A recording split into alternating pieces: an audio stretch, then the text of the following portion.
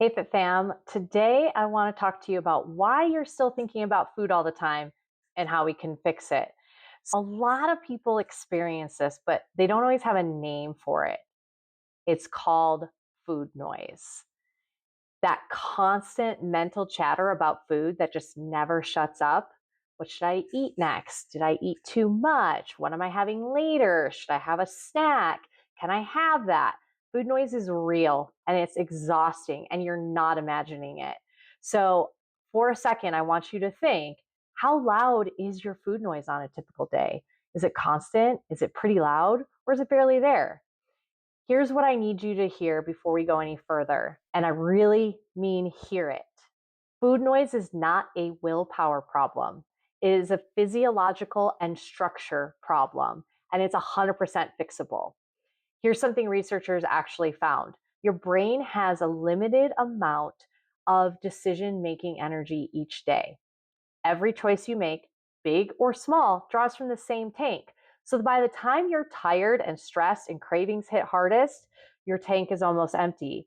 That's not weakness. That's just how our brain works. And food noise, it gets louder exactly when our tank is empty. So I want to break down for you why this is happening and what we can actually do about it. First thing I want to do is walk you through 5 main reasons food noise happens. Some of these are physical, some are behavioral, and I want you to notice which ones land for you. Reason number 1, your body is underfueled. When your body runs low on fuel, your brain doesn't politely tap you on the shoulder, it turns the food noise all the way up. Classic pattern, we skip breakfast, we have a light lunch, and by 3 p.m., all you can think about is food. You're not weak, you're starving. And when we go too long without eating, your body releases a hunger hormone that goes straight to the part of the brain that controls cravings. So when you're underfed and food thoughts feel impossible to ignore, that's not you being obsessed. That's your body doing exactly what it was designed to do to keep you alive. And here's something worth talking about, because I know some of you have heard about it or are thinking about it. GLP-1 medications, Ozempic, Wegovy, things like that. One of the main things people report when they go on them is the food noise just goes quiet. And I think that's actually really important information, not because I'm telling you to take them or to not take them. That's between you and your doctor, but it's because what it tells us is this. Food noise has a biological root. It's not in your head. And when the biology is addressed through medication or through actually fueling your body properly, the noise drops. The difference is that food properly fuels you, builds your metabolism, keeps your muscle, and teaches your body how to regulate itself long term. We can create a lot of that same quiet naturally by just not keeping your body in a state of fuel deprivation all day. Your brain isn't obsessing, it's just doing its job. So feed it. I want you to think about how many times you go regularly more than 4 to 5 hours without eating. That right there should be addressed. Reason number 2, your meals aren't actually really satisfying. There's a difference between eating healthy and eating in a way that actually quiets the food noise for hours.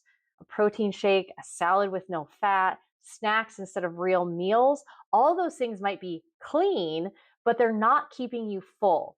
Your brain is going to keep looking. The noise stays on. Your body has fullness signals, hormones that travel from your gut to your brain to say, we're good, stop eating. Protein triggers those signals the strongest. Fat slows down digestion so the meals last longer. And carbs keep your blood sugar steady so you don't crash an hour later. Take any one of these things out, protein, carb, or fat, and the meal just doesn't feel complete, even if the calorie count looks fine on paper. Quick side note, because it connects directly to the GLP-1 conversation, those medications work partly by mimicking one of your body's own fullness hormones, the one that tells your brain you're satisfied, you can stop thinking about food now. So your body already makes that hormone. Every time you eat a complete protein-rich meal, you're triggering it naturally. So the goal of everything we do here is to get your body doing this on its own consistently. So the food noise quiets down without needing an external shortcut. So eating healthy isn't the same as eating satisfying. Complete meals quiet the food noise, incomplete meals keeps it going. Reason number three, you're living in constant food decision mode. Every time you have to ask yourself, what should I eat? That's a decision. And your brain has a finite number of good decisions in a day. No plan equals your brain is spinning on food all day long, not because you're obsessed, but because it's looking for an answer you haven't given it yet. Studies have actually tracked this. The more decisions people make throughout the day, the worse their choices get by evening. Not because they stopped caring, but because that decision making part of the brain just gets worn out. Food is no different.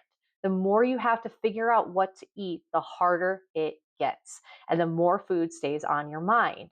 So, the more food decisions you have to make, the louder the food noise gets. This structure is the volume control.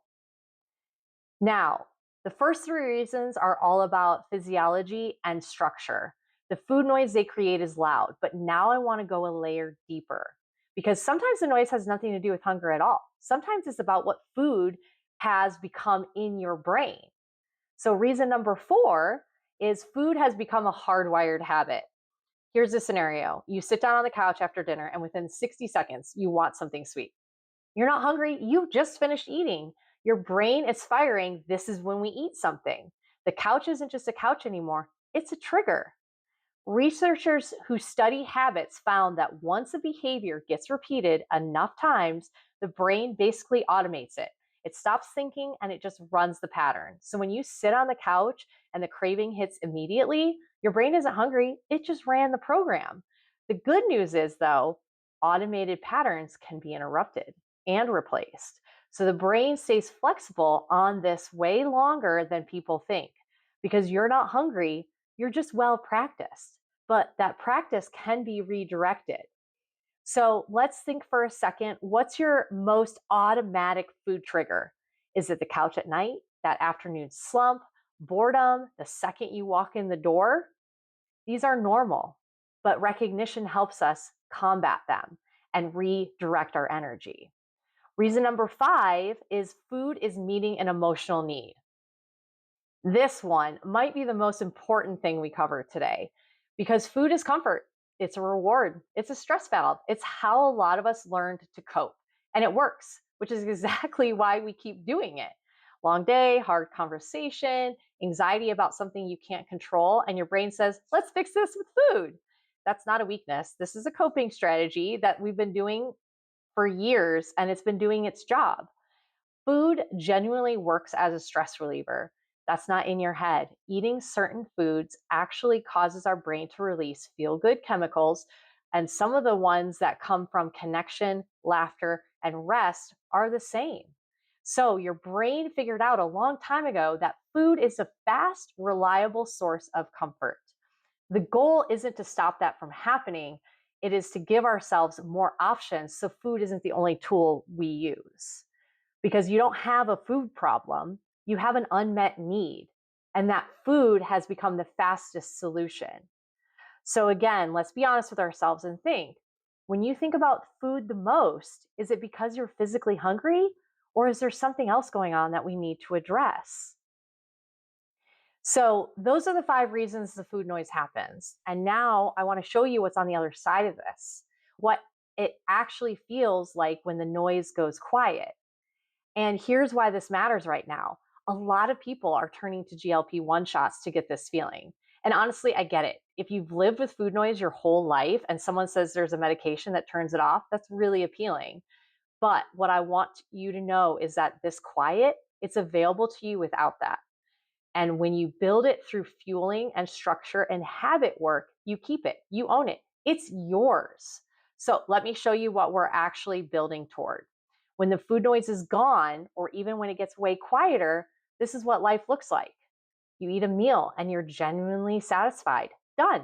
Not looking for something else. Your energy is stable, so we don't have that 3 p.m. crash. No riding a blood sugar roller coaster all day. You walk past food and you don't feel pulled towards it. You just don't care. Meals feel easy. and obvious. There's not that negotiation you have to have with yourself every few hours. Food is a part of your day, it's not running your day. Research actually shows that the ability to read your own body signals, like hunger versus just habit or emotions, is something you can get better at with practice. So, people who work on this report thinking about food less, feeling more satisfied when they do eat, and having a lot more peace around food in general. And it's not a personality thing, it's a skill that gets stronger the more you use it. Food quiet is possible. And when you build it yourself, no one can take that away from you. So close your eyes for a second. What would you do with the mental energy you spend thinking about that food? What would that open up for you? Now you know the why behind the food noise. Now let's talk about how to actually turn it down.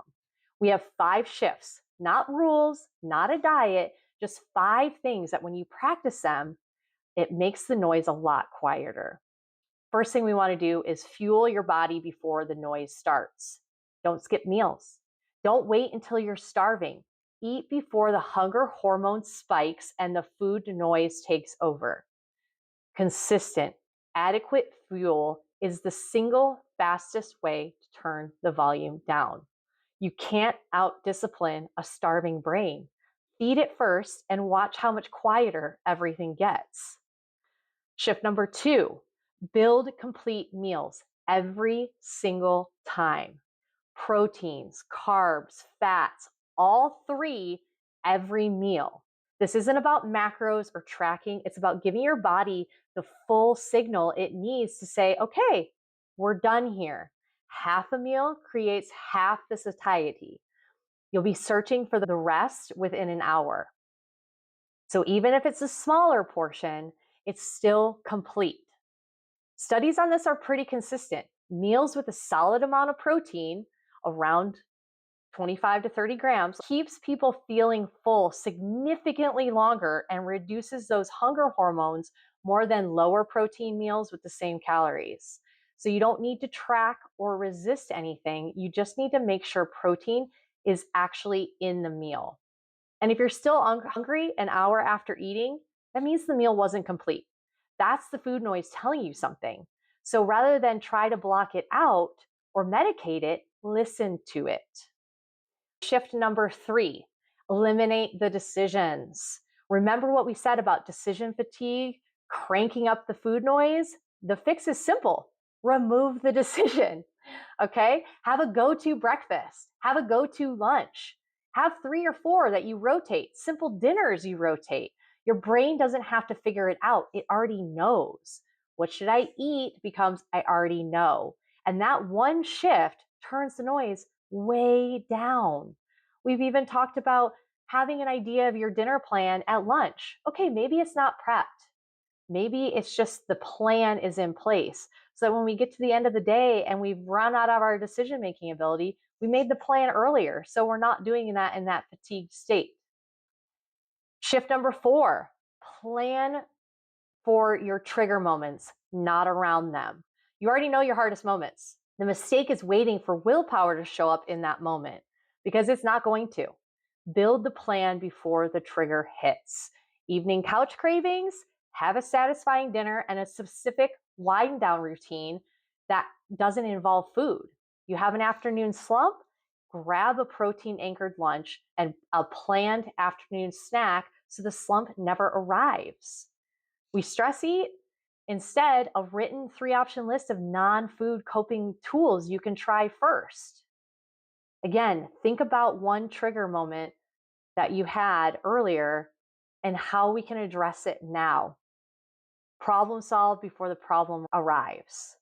And then shift number 5 is that 30-second pause. And this one's simple. Before you eat anything unplanned, you pause 30 seconds and ask yourself, am I actually physically hungry right now, or am I looking for something else? If you're hungry, eat fully without guilt. That's the whole point. If you're not hungry, great. Now the real question is, what do I actually need? Is it rest? Is it movement? Is it a conversation with a friend, a hug, 5 minutes outside? Studies on this have found something simple but powerful. Just pausing before eating, even for 30 seconds, reduces impulsive eating because it creates a tiny gap between the urge and the action. And in that gap, you get to actually choose. Most unplanned eating happens with zero gap. The pause gives you one. So the goal isn't to stop eating, it's to start choosing, which is completely different. I want you to remember food noise is not your personality, it's not your destiny, and it is not something you just have to live with.